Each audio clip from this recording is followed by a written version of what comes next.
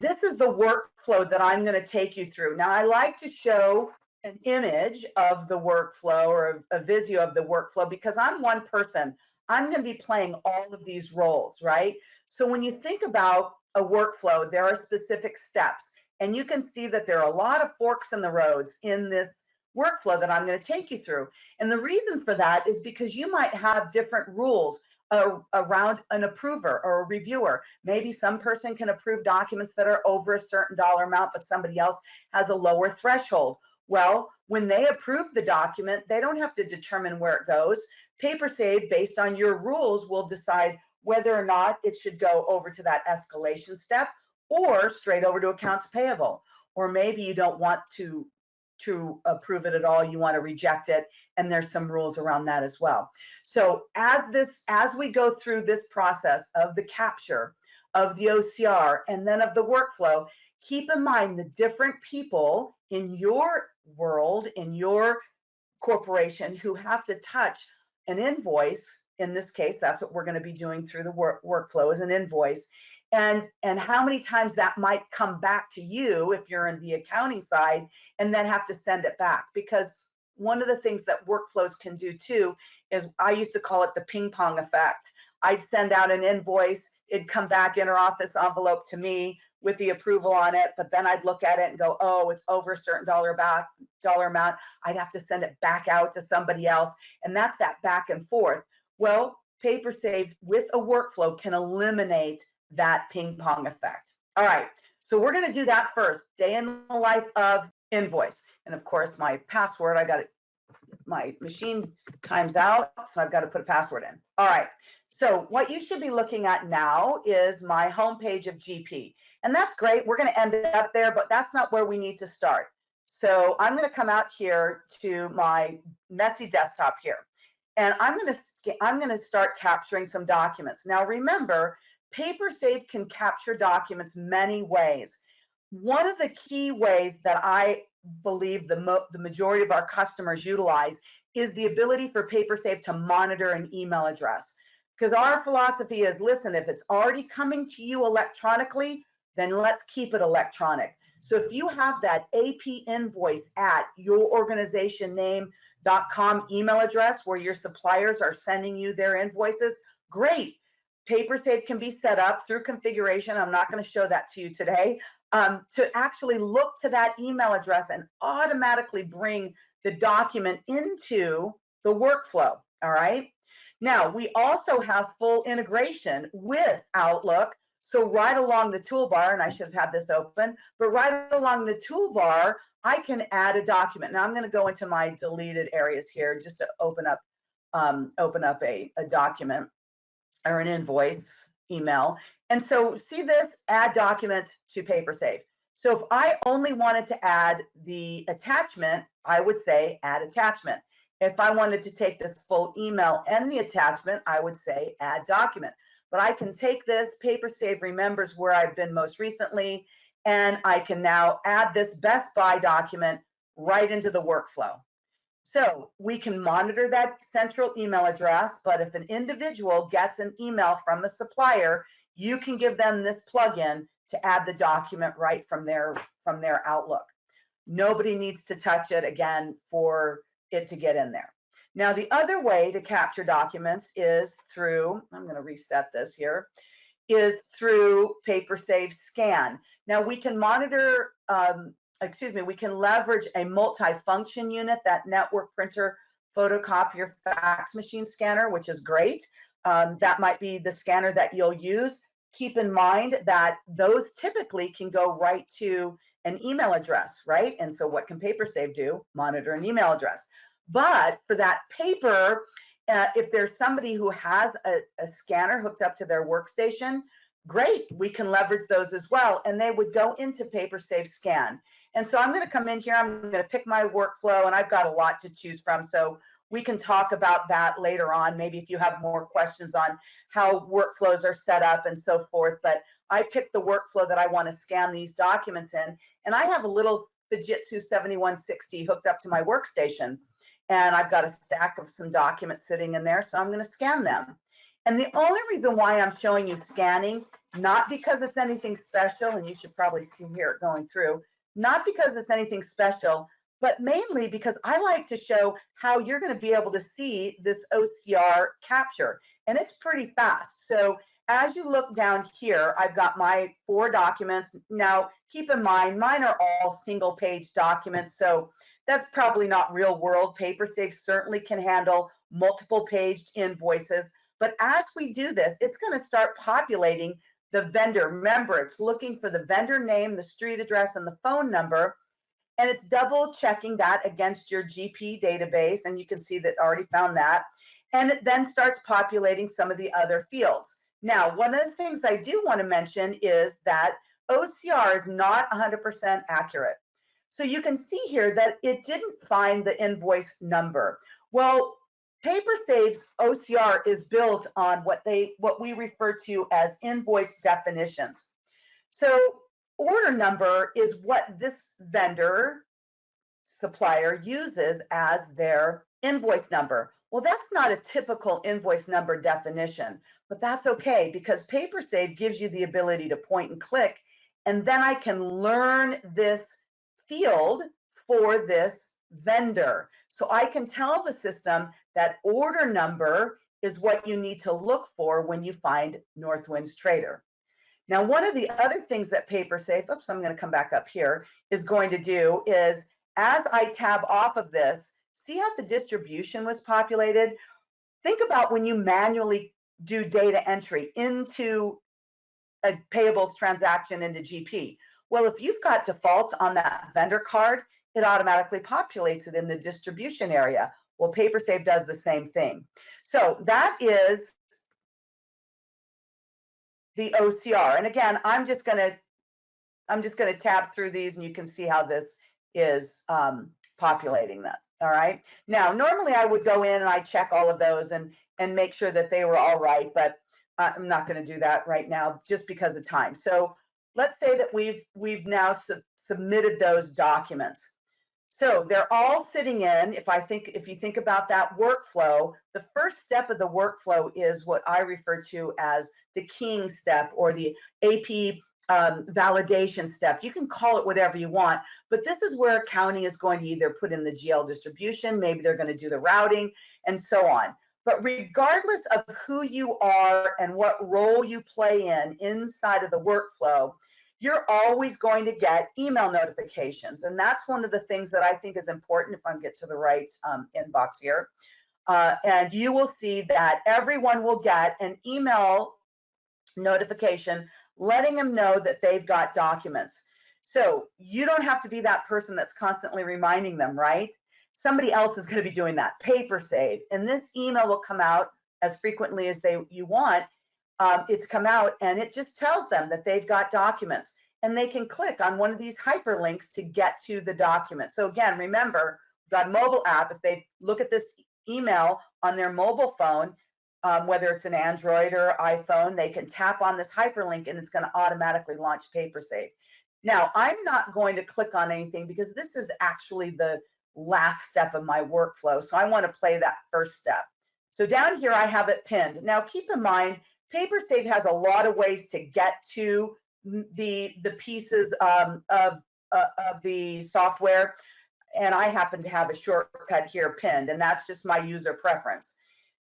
But it's telling me that in this step, I'm in the keying step, and I have this to go down. We'll pin it so it stays up. It's telling me I've got 22 documents sitting in my inbox, right? And that's what my email would have reflected. The one that's highlighted is the one that's showing up here. At this point, I get to choose the manager, or if you've got, a lot of times what will happen is that the distribution might determine where it goes, and that's fine. You can do that as well. But I'm going to go ahead and send this to Quinn. Oops, Buckner. Here we go. And so I'm going to put Quinn's name in there. But remember, the distribution can be pulled from the vendor card, or I'm going to show how a manager can update it. But now I just send it. Oh, I say keyed, and the system is going to send this over to Quinn, right? Keep in mind, I'm picking a manager. That may or may not be how you guys do it. You can have it based on vendor. You can have it based on GL distribution. And I'm just going to make sure that all of this is in there correctly. And I'm going to hit Quinn. I keep saying Quinn, but I want Buckner in there. There we go. And we're just going to route everything to Buckner. So as accounts payable, remember, all of the invoices are going to end up in my inbox. I'm going to check that for correcting of the OCR. And again, I can do all of that throughout here as well. So as you see here, it did not find the invoice date. That's okay. All I have to do is point and click to the invoice date. I can draw a box around it, and I can drag, learn it and drag that in there as well. And oh, I forgot to put the manager. So I can do all of that correcting right from the inbox. Oops, all right, let's put that in there. All right, so now I'm going to filter. We're going to talk about filtering in a minute and why that is important, but I'm going to play all the roles. I'm going to play Quinn, but remember, Quinn is going to get her email. She's going to click on this inbox or this hyperlink. It's going to take her right to her invoices.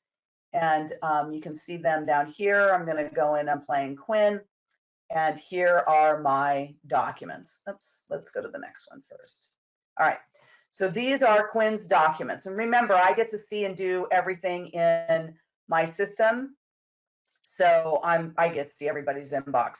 And I'll tell you why that's important for an accounting person. You always want to know where documents are, right? That's important to you. In a paper world, you have no idea, or even if you've attached it to an email and sent it out, you really, once it leaves your inbox, you have no idea where it is. In PaperSave, you can search for documents and find them at any given time. And we're going to talk about that towards the end here. All right, so I'm now playing Quinn, right? Quinn has 33 documents sitting in her inbox. What I want you to see is this column that just popped up. This is PaperSave's workflow history. So every time a document goes from one step to another, PaperSave date, time, and user stamps who the person was that changed the role. Now, even though Kevin was the owner, that's who I was playing in that first step, that AP validation step. But it's always capturing my name as the approver or the router or the keyer, whatever the step name is, because I'm the one that's logged in. Now, I also want to mention that this date format is US. I'm sitting in Kansas City, Missouri, in the United States, and so I am working in a United States system, but we do have this system set up for Australia date and time. We also have GST and all of that good stuff.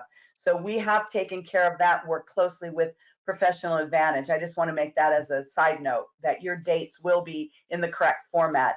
I believe it's day, month, year, right? Anyway, so Quinn can see where this document came before her. Now, if Quinn is supposed to put in the GL distribution, well, great. Quinn can look up, she can type the name. This is literally looking up the chart of accounts from your GP system.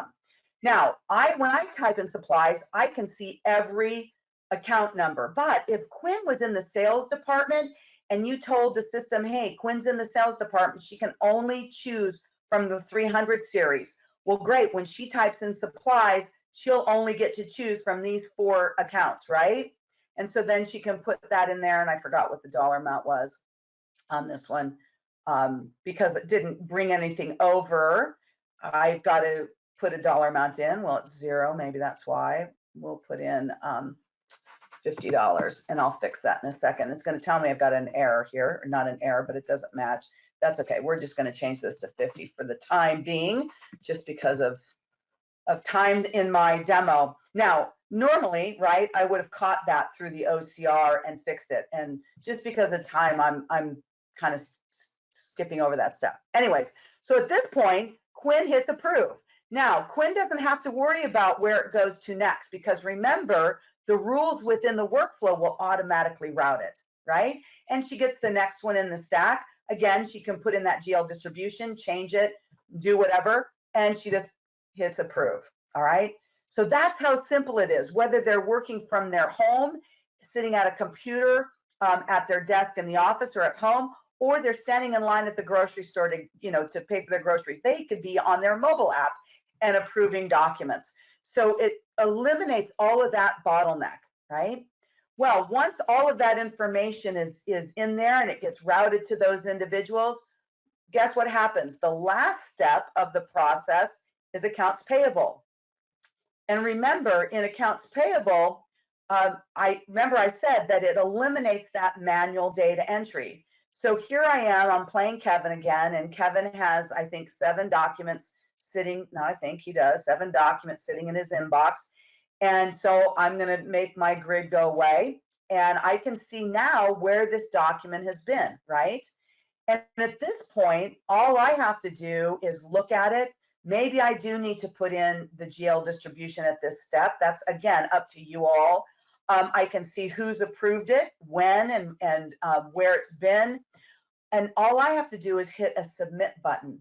It's going to take all of this data and it's going to create that transaction in GP. Now, one of the things I am going to do, change the invoice number. PaperSave, just like GP, checks for duplicates. It checks it upon the time it gets into the workflow, because remember, we've already gathered all of this information. So it will send it off to another inbox that says possible duplicates. If there's a voucher, if there's a payables transaction in GP that matches this, but it also checks again upon the submit, because if somebody walked up to you with a piece of paper and said, hey, this needs to go in, and you manually create a transaction, which of course exceptions always happen even if you have PaperSave, PaperSave is going to check again before creating that transaction for a duplicate. So I'm going to hit submit. It takes all of this information. It creates the transaction within inside of Dynamics GP. I get the next one in the stack. Again, I get to validate and verify, is this information correct? Now, I could have a reject button as well, and I could send it back to that next person, back to the manager, send it off to my director. I remember that, you know, as an AP person, listen, there's always those exceptions, and sometimes I would get something that was fully approved, but I'd want somebody else to look at it. So that's really a day in the life. We captured the documents. We did the OCR on them. They were routed for approval. Now, a couple of other things I do want to bring up again that I mentioned in the last episode are things that you can do with inside of the workflow. One of the things that we know is that causes delay is people being gone, right? Whether it's on vacation, leave, whether it's planned or unexpected. Well, with PaperSave, you can set your out of office. So if I'm going to be gone on leave for maybe the rest of this week and next week, I can then change this and say, okay, I want everything to go to Karen, and I'm going to say on vacation or on leave. And if I hit update, the remaining documents sitting in Kevin's inbox will be forwarded over to Karen, and then anything that's automatically routed to him in the normal process because of the workflow rules will automatically be sent to Karen until this date.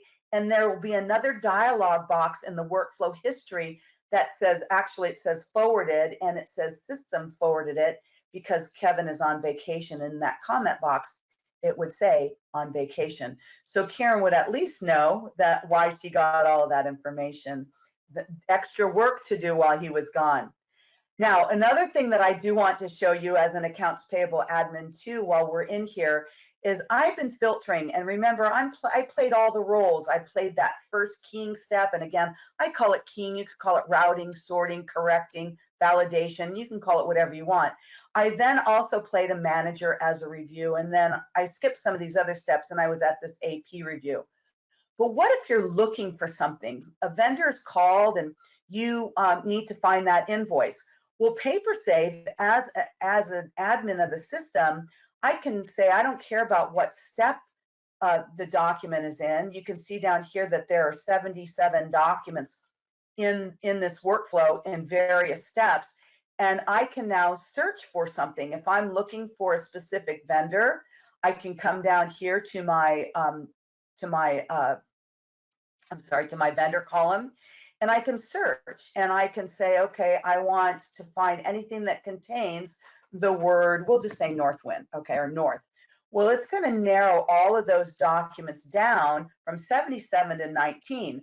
I now can see what step of the workflow they're in, who the current owner is. I've got the invoice number, right? And so let's just hypothetically, let's say that it's, it's this one that's sitting in Quinn's inbox, right? Well, what can I do from here? Once I open it up, I can email this right out to Quinn, and I can say, hey, Quinn, please approve this right away. I click, just email, and it will start an email. I can send this out to Quinn, and my notes, please approve. Right? So, well, it's not spelled right, but that's okay. I can send that out to her right from there. So you've got options of searching for documents, finding them, and then I can also move them. If I needed to move them to a different step or owner in the workflow, I can do that as well. So not only can this workflow automatically eliminate bottlenecks for you and move things around, but then you're also going to be able to do that manually if you need to.